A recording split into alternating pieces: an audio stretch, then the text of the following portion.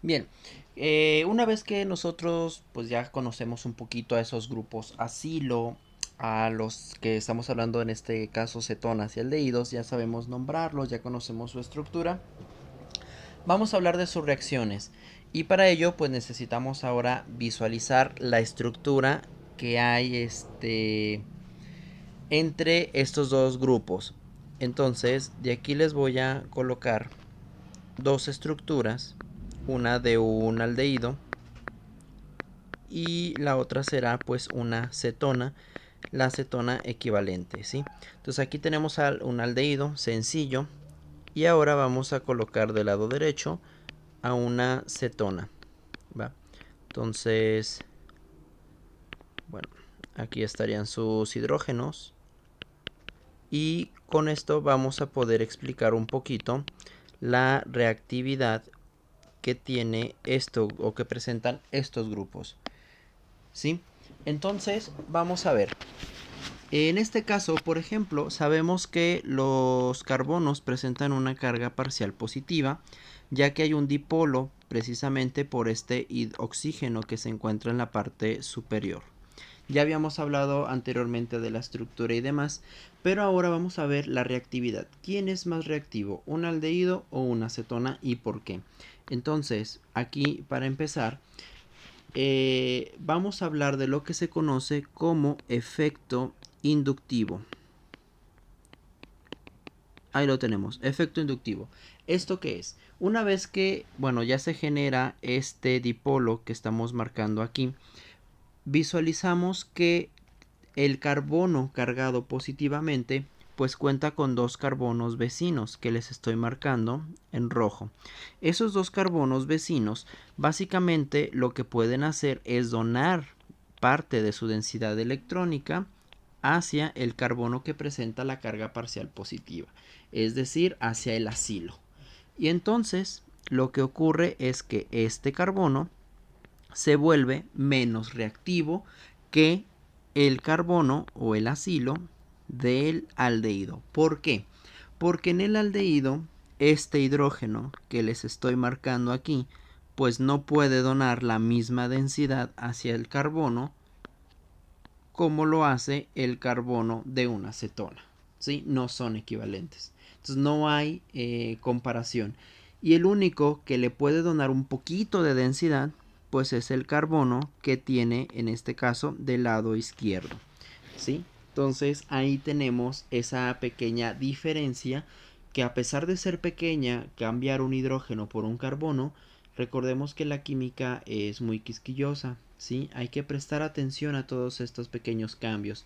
El hecho de modificar ese hidrógeno y colocar un carbono para tener una acetona, pues esta acetona será mucho más estable que el aldehído. Y hablando en términos de reactividad, entonces el aldehído será el más reactivo.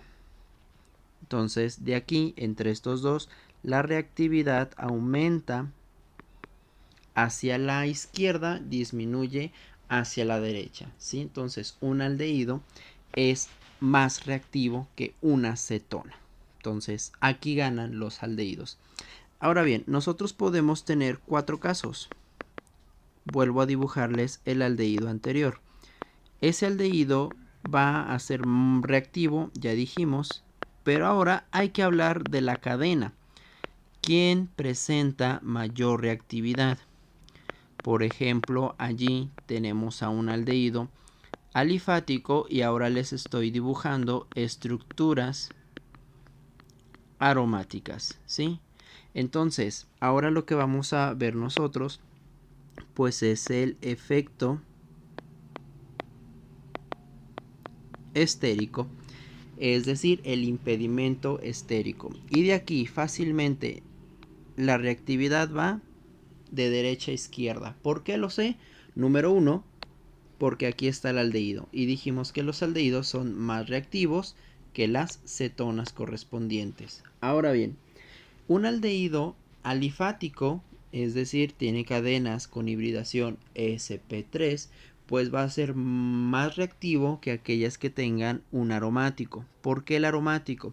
El aromático es grande, ¿sí? Y al ser grande causa impedimento.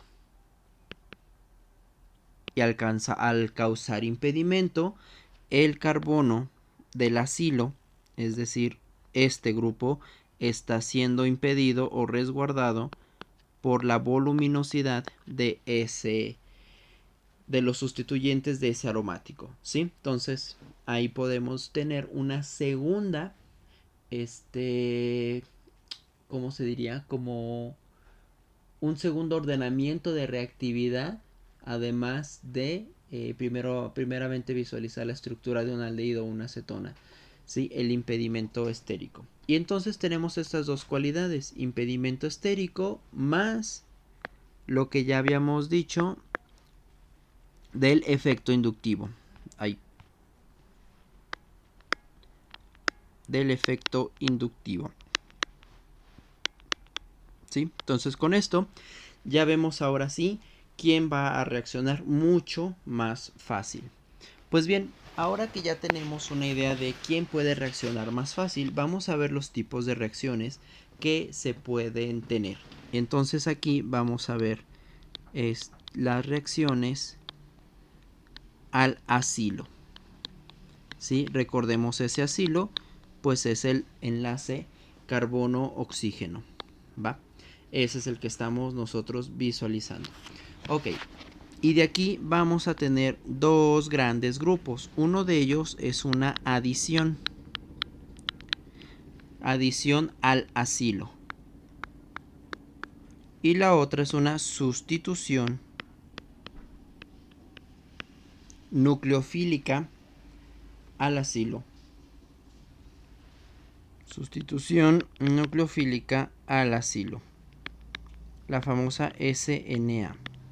¿Sí? Entonces, vámonos con la primera, adición al acilo. ¿Quiénes pueden o qué estructuras pueden generar adición a un acilo? Aquí están las dos que nosotros vamos a estudiar, que son cetonas y aldehídos. ¿Y quiénes presentan sustitución al acilo? Estos grupos van a ser aquellos que presenten un grupo saliente. ¿Sí? Aquí les voy a poner otra vez X. X es el grupo saliente. Y entonces de aquí esa X pues puede ser un cloro, puede ser un bromo, puede ser el yodo, ¿sí? Cualquier grupo saliente que ya conocemos. ¿Quiénes más pueden presentar reacciones de sustitución al acilo? Pues aquellos también que sean, por ejemplo, los ésteres pueden presentar este tipo de sustituciones. Los ácidos carboxílicos también podrían entrar aquí en una sustitución, ¿sí? Entonces, ojo aquí, nos vamos a enfocar pues a esta primera parte, adición al acilo, ¿sí? No vamos a tocar lo que sería sustitución, ¿va? Entonces, nos quedamos solamente con aquellos que presentan adición, que son aldehídos y cetonas. Y ahora bien, ¿qué es esto de una adición al acilo? Pues básicamente necesito de dos cosas. Número uno, y ya las hemos manejado con anterioridad, ¿sí? Yo tengo un aldehído. A ese aldehído le voy a agregar un nucleófilo, neutro o cargado. Ese nucleófilo, por ejemplo, neutro, va a llevar un ataque hacia este carbono, generándole 5 enlaces. Pero recordemos que en el enlace carbono-oxígeno, uno de ellos es un enlace tipo sigma, que es fuerte, y otro es tipo pi, que es un tanto débil y se puede deslocalizar.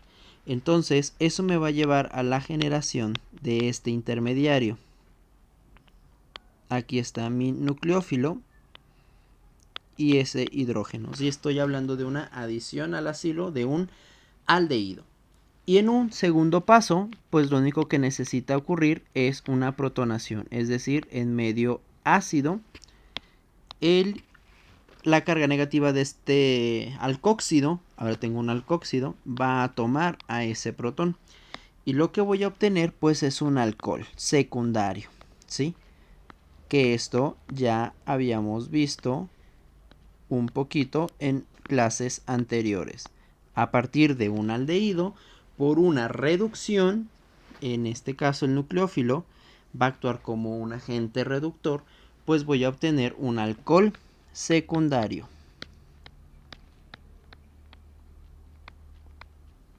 Ahí está, ¿sí? Tenemos un alcohol secundario. Y ya está. Puede ser, esa es una adición. ¿Qué va a pasar si yo parto de una cetona? Aquí tengo a una cetona. Coloco el nucleófilo y va a pasar exactamente lo mismo. El nucleófilo llega y ataca al carbono. El carbono desplaza un par y genero mi primer intermediario, que va a ser este. Y ahí está mi nucleófilo. Segundo paso de reacción, le agregas un protón, o es decir, medio ácido, para que el alcóxido se logre protonar. Y entonces, ¿qué vas a obtener? R o H, el nucleófilo y otra R. Recordemos aquí que estas R's pueden ser iguales o pueden ser diferentes. Me refiero a la comparación entre estas dos, ¿sí? Pueden ser iguales o pueden ser diferentes. Y para diferenciarlas, comúnmente le podemos colocar pues una R'. ¿Sí? Entonces observen aquí nuevamente. Ahora con las cetonas obtengo un alcohol secundario, perdón, no secundario, un alcohol terciario. Y básicamente, si lo visualizan de esa forma, las dos reacciones pues son equivalentes, ¿sí? Puedo hacer esa adición al acilo perfectamente. Y los productos que se pueden obtener pues allí ya son variados. ¿Por qué?